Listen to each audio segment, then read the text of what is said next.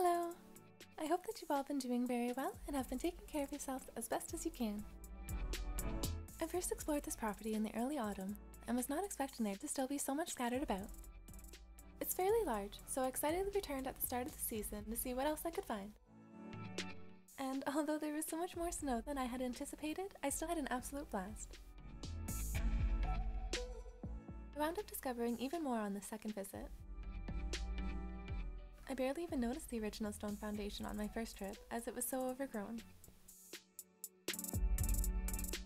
There really isn't much left remaining of the house, as you can see. But there are still a few buildings, like a barn or two, a shed, and a few storage bins as well.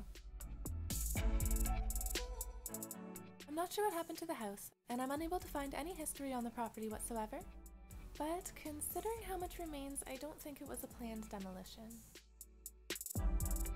You can still see remaining parts of the flooring and carpet, as well as a much deeper and newer looking basement, containing plenty of broken household bits and rubble.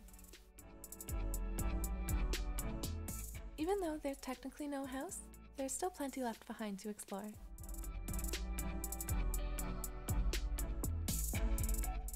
I ended up seeing so much that I didn't see before, including some really neat things.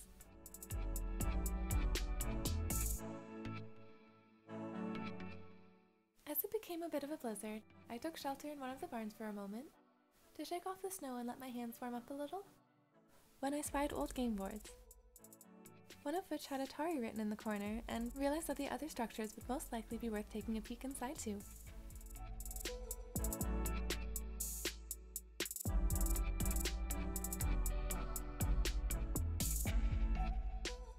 There were plenty of old vintage arcade cabinets, including some of the tabletop ones, a pinball machine, and just lots of various parts to fix them as well. There were even couches, a neat old wicker rocking chair, old sofas, a really vintage looking chair, and just so much left behind.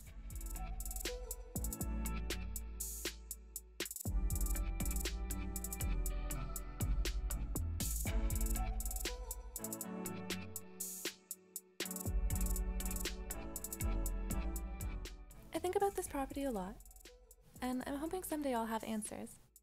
But for now, it remains a complete and total mystery, as with most abandoned locations.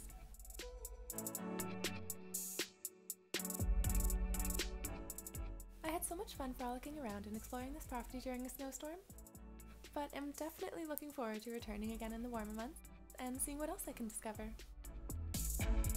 There's even a natural pond in the back, as well as a few vehicles which had been left. I entirely avoided going near that area though, as I wasn't sure where the water truly started, so I'm looking forward to seeing that when everything's green again. The pool still has a fence surrounding almost all of it, and must have been absolutely glorious in its day.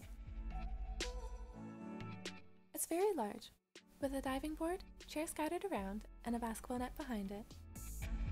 It was such a calm and lovely day, causing the water to be completely still and reflective, like a beautiful standing pond.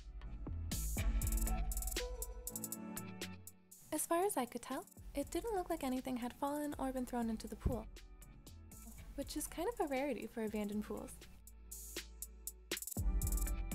I was also expecting it to have become its own little ecosystem, but couldn't see any frogs or even water bugs. By the way, this is all that I saw of the stone ruins in the fall, as it was so overgrown. I didn't even notice the stairs or anything else, but I was able to see the rubble and such in the basement. There's not much that's still recognizable, but I spied various flooring, pipework, and some old carpeting, as well as Pac-Man. What can you spy? I'd love to hear in the comments if you can see or identify anything in the debris. It's such a gorgeous and massive property though, with plenty left behind, and I do plan on returning, so please let me know if there's anything you'd like to have a better look at. I hope that you all enjoyed, and please don't forget to like, comment, share, subscribe, and turn on notifications, but only if you'd like to, of course. I hope that you're all having a very lovely day, and thank you so much for watching. Take care! Oh, and I also saw a zone-tailed hawk fly into its nest at the peak of the barn.